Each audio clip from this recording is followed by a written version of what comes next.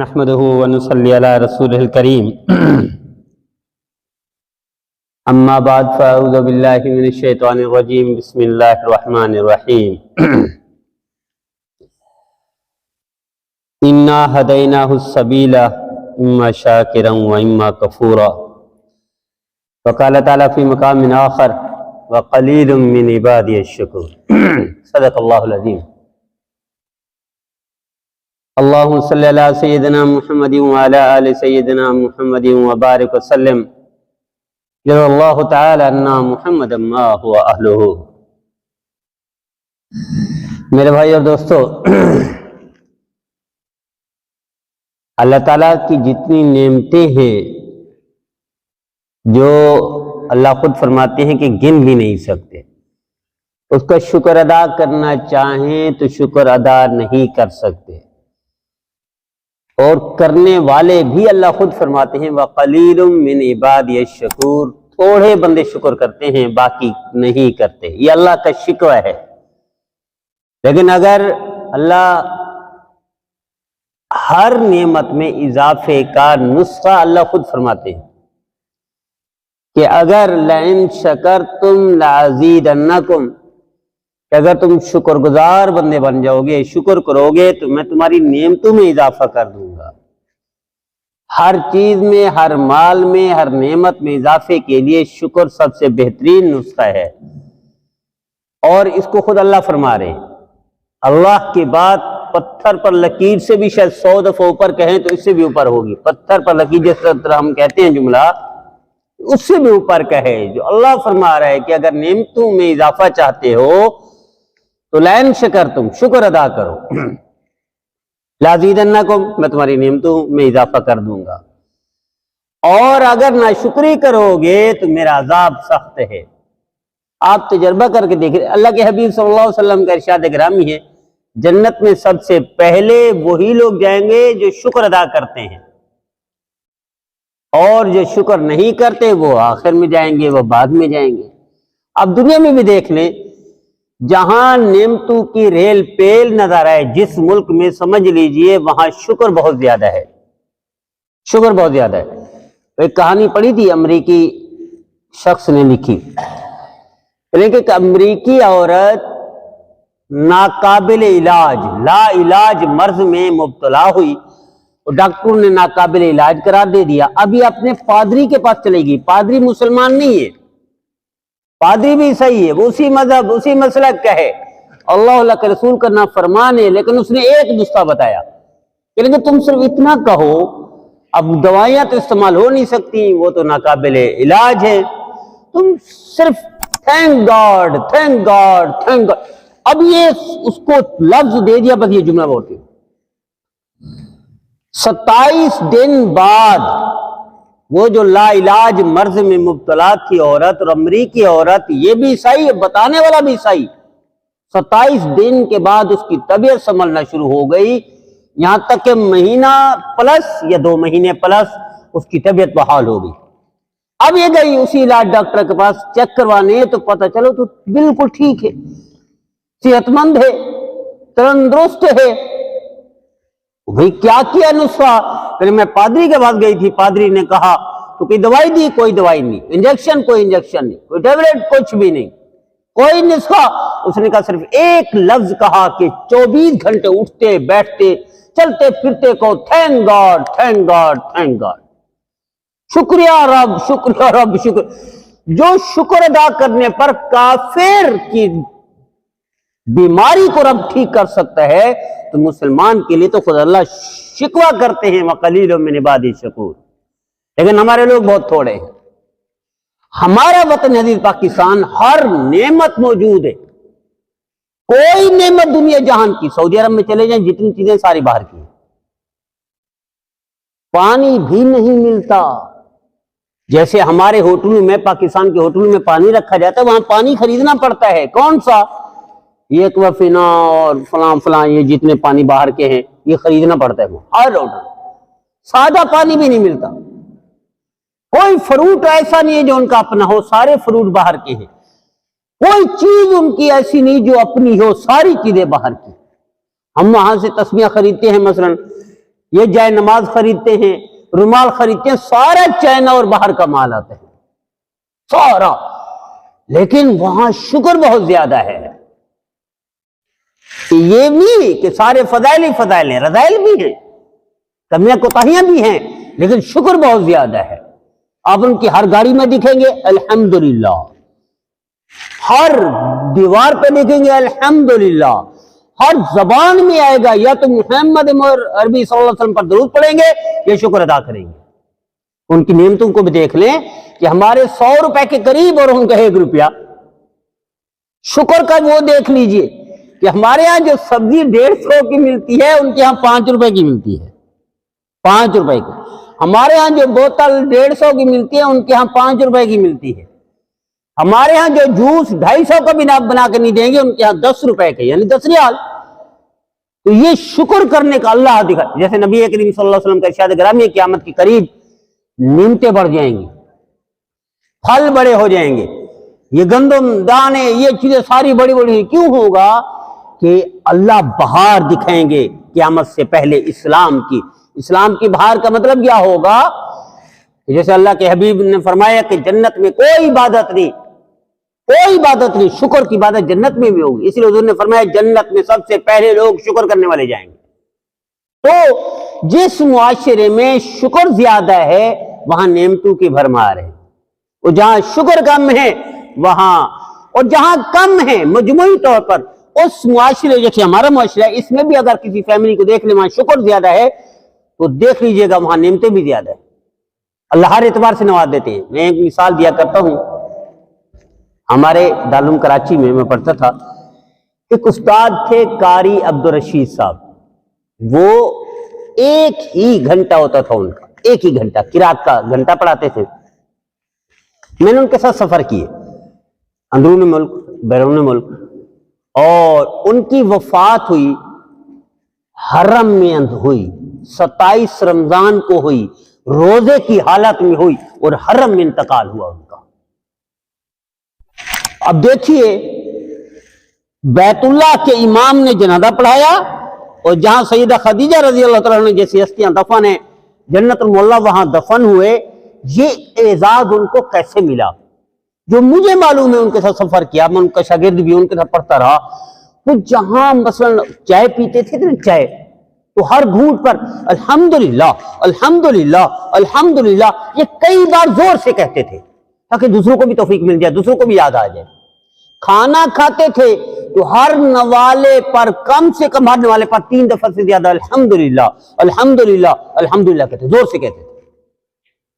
نبی کریم صلی اللہ علیہ وسلم کا فرمان یہ ہے کہ آپ جب کھانا تناول فرماتے تھے تو ایک دعا ہے، لمبی دعا ہے، آپ وہ ادا فرماتے تھے، اللہم لک الحمد ولک الشکر لا احصی ثناء علیک انت کما اثنیت علی نفسک حمدا کثیرا طیبا ومبارکا فیہ۔ یہ آپ ہر نوالے پر پڑھتے تھے۔ ہم نے شاید بچپن سے آج تک ہمیں پتہ ہی نہ ہو یہ دعا حضور نے پڑھی، ہر نوالے پر پڑھی۔ نعمتیں کیسے دی اللہ نے؟ ایک وہ دور تھا کہ کھانے کے لیے صرف ایک کھجور ہے، اور ایک وہ دور بھی اللہ نے دکھا دیا نعمتوں کے کہ آپ ہر زوجہ محترمہ کو 1 سال کا راشن ایڈوانس دے دیتے تھے۔ 1 سال کا، 1 سال کا راشن کوئی بندہ بھی نہیں دے سکتا۔ اس دور میں کتنا ترقی ہو گئی، اس دور میں بھی کوئی 1 سال کا راشن نہیں دے سکتا، بڑے سے بڑا 1 مہینے کا، 10 دن کا، 15 دن کا راشن اتنا بجٹ کر سکتے ہیں۔ میرے نبی 1 سال کا ایڈوانس راشن دے دیتے تھے ساری ازواج مطہرات کو۔ یہ کیا تھا؟ یا اللہم لک الحمد ولک الشکر لا احصی ثناء علیک انت کما اثنیت علی نفسک حمدا کثیرا طیبا مبارکا فیہ۔ یہ شکر کا بدلہ تھا جو اللہ نے دیا۔ آج مزے کرتے عرب، ہر عرب کے پاس کم سے کم کروڑوں کی کوئی نہ کوئی جائیداد ہے جس میں کروڑوں روپے ان کے آ رہے ہیں۔ یہ کہاں سے ہے؟ وہ شکر کا بدلہ اللہ دے رہا ہے۔ لیکن ہمارا معاشرہ ان سے، وہاں تو نبی کریم صلی اللہ علیہ وسلم جیسی ہستی ہے نا، حرمین شریفین ہے نا، ورنہ نعمتیں ہمارے وطن میں ان سے زیادہ ہیں۔ نعمتیں، اتنا گندم وہاں نہیں ہوتی جتنا ہمارے ملک میں ہے، اتنا کپاس وہاں نہیں ہوتی جتنا ہمارے ملک میں، ایسے نہری نظام ان کے پاس نہیں ہے جیسے ہمارے ملک میں، اتنے پہاڑ ان کے ہاں نہیں ہے جتنا ہمارے ہاں چوٹیاں لمبی ہیں، یہ سڑک کا نظام بھی وہاں نہیں ہے، اب تو جدید بن گیا جتنا ہمارے وطن میں ہے. ایسی ٹرین لمبا سلسلہ وہ پشاور تک ایسے نہیں ہے وہاں جیسے ہمارے پاس ہے. کوئی ایک نعمت میں بھی مقابلہ نہیں ہے، لیکن ہم دن بدن نیچے جا رہے ہیں اور وہ اوپر جا رہے ہیں. فرق نعمت میں نا قدری اور قدر کے ہے، شکر نہ شکری کے، بس یہی فرق ہے جس کی وجہ سے ہمارا معاشرہ نیچے جا رہا ہے.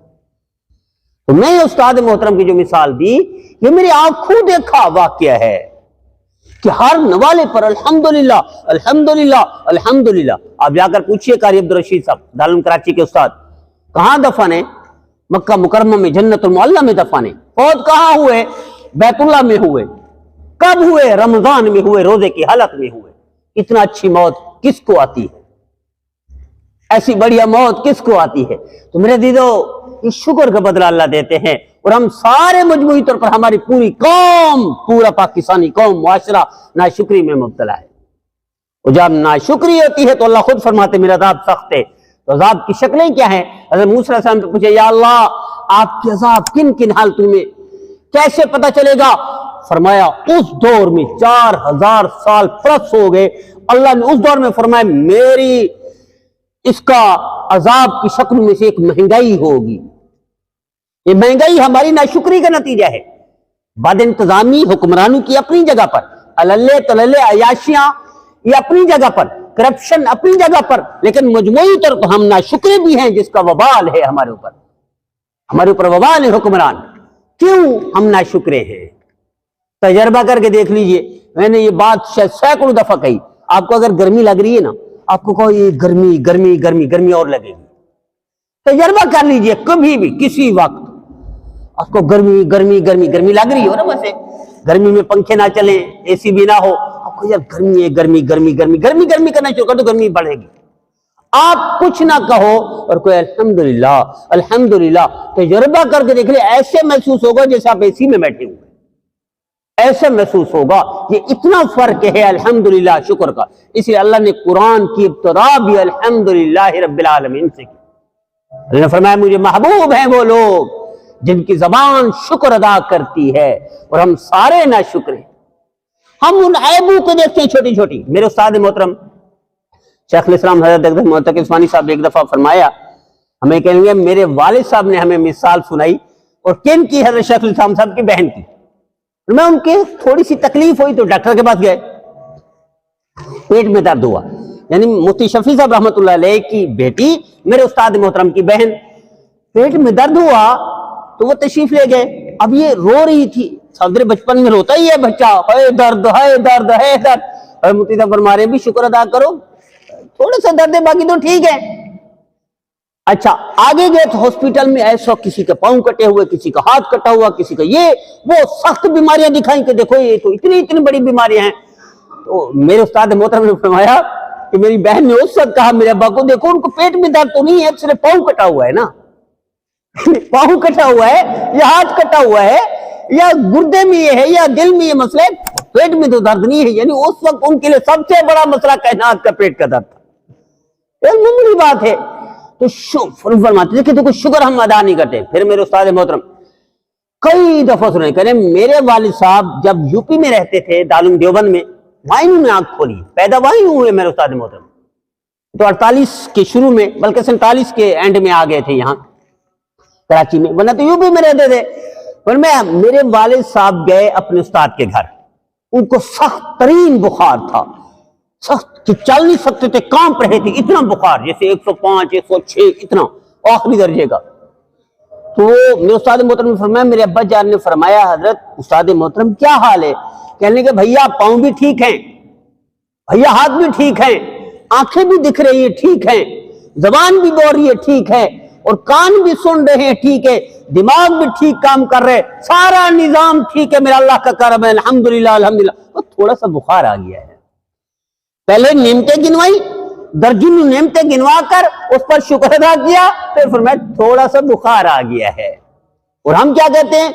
ہائے ہم مر گئے، ہائے ہم مر گئے. ہم سارے واقعی مر جاتے ہیں، واقعی ہی مر جاتے ہیں، واقعی ہی اس میں ڈوب جاتے ہیں ہم، اور بیماری بڑھتی ہے اور تکلیف بڑھتی ہے. اور اللہ کیا کہہ رہے ہیں؟ لَإِن شَكَرْتُمْ لَأَزِيدَنَّكُمْ. اگر تم شکر ادا کرو گے میں تمہاری نعمتوں میں اضافہ کر دوں گا، شکر ادا نہیں کرو گے تو میں تمہاری نعمتوں میں کمی کر دوں گا۔ ڈاکٹر فاروق صاحب بڑے محقق گزرے ہیں، ابھی حال ہی میں فوت، انہوں نے کتاب لکھی ہے، وہ واقعہ لکھا ہے بہاول نگر کا کہ ایک شخص، اس کے پاس وافر زمین تھی 2 مربع، اس کی گندم ہوتی تھی تقریباً 600 من، 800 من، 500 من پلس۔ صرف اس کی کوالٹی کیا تھی؟ کوالٹی شکر گزار بہت زیادہ تھا، اور 3 حصے بھی کرتا تھا اس کے۔ اب جب وہ بڑھاپے میں آ گیا تو بیٹے کو کہا آپ سنبھال لو، تو وہ چونکہ نوجوان تھا، اس کو شکر کا پتہ نہیں، شکر کی قدر کا قیمت کا پتہ نہیں، اس نے سب سے پہلے شکر کو سیکھا نہیں تھا بیچارے، وہ نہیں کر سکے جیسے اس کا ابا شکر گزار تھا اللہ کا۔ اور شکر گزاری میں وہ 3 حصے کرتا تھا، غریبوں کو، یتیموں کو، بیواؤں کو، رشتہ داروں کو اپنے پاس بھی رکھتا تھا، تبھی اللہ پہ 600 من، 700 من، 800 من گندم دیتا تھا، لوگوں کو بھی بانٹتا، بیچ بھی دیتا مارکیٹ میں، اور اپنے لیے بھی پورے سال کا خرچہ بچا دیتا۔